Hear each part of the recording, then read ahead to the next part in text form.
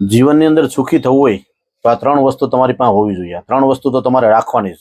ભલે ગમે એટલા રૂપિયા કમાતા હોય, ઓછા કમાતા હોય કે વધારે કમાતા હોય, પણ ત્રણ વસ્તુ રાખવાનું કે જેથી કરીને આપણું સેવિંગ કરેલું ઝીરો નહીં થાય. એક પહેલી વસ્તુ એ છે કે હોસ્પિટલાઇઝ કોઈ બી ખર્ચો આવ્યો હોય તો એ આપણો ખર્ચો ઉઠાવી શકે, આપણે કોઈની આગળ ભીખ નહીં માંગવી પડે.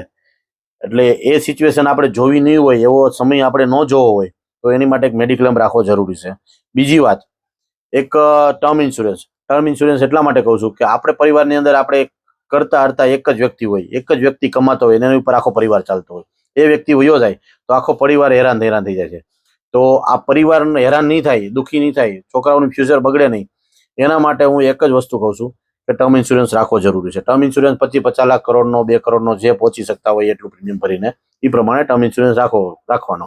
અને ટર્મ ઇન્સ્યોરન્સમાં બી એવું આવે છે એસઆઈપી વાળું કે આપણા તમારા પૈસા જે ભરેલા છે ને જાય પણ નહીં, અને એ પાછા રિફંડ બધા આવી જાય. બરાબર. અને ત્રીજી વાત, એક એસઆઈપી. એસઆઈપી નું જાદુ એક એવું છે, એસઆઈપી આપણે જે કમાતા એમાંથી 2, 5, 25,000, 50,000 જે કાંઈ બચાવી શકતા હોય એ બચાવવાના અને એસઆઈપી ભરવાની. એસઆઈપી આપણે 15-20 વર્ષ ભરશું તો એસઆઈપી ની અંદર સારામાં સારું રિટર્ન મળે છે, સરસ મજાનું કામ કરે છે. અને એસઆઈપી આપણા ફ્યુચર માટે, આપણા ફ્યુચરમાં જે ગોલ હોય, સપના હોય, બધા આપણા પૂરા કરે છે. એટલે એસઆઈપી ની અંદર એવું જાદુ છે કે સારામાં સારું રિટર્ન આપણને એસઆઈપી આપે છે. એટલે એસઆઈપી ની અંદર અમુક થોડીક બચત કરવી જોઈએ. એસઆઈપી ઇઝ બેસ્ટ, સારામાં સારું છે.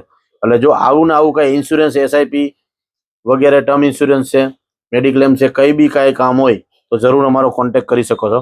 મારી ઓફિસથી તમને ફોન આવશે, તમારો નંબર આપશો એટલે મને ડીએમમાં લખજો. એસઆઈપી વિશે કામ હોય તો, ઇન્સ્યોરન્સ વિશે કામ હોય તો મને ડીએમમાં ઇન્સ્યોરન્સ એમ કરીને આપજો. અને માની લો કે તમારે મેડિક્લેમનું કામ હોય તો મેડિક્લેમ લખીને મોકલજો. એટલે હું તમને ઓફિસથી કોલ કરાવીશ. મારી ઓફિસ છે, મારી ઓફિસથી તમને કોલ આવશે અને તમને બધી જ માહિતી આપશે. આવું ને આવું કંઈ બી કામ હોય તો જરૂર અમારો કોન્ટેક્ટ કરો. ધન્યવાદ. Thank you.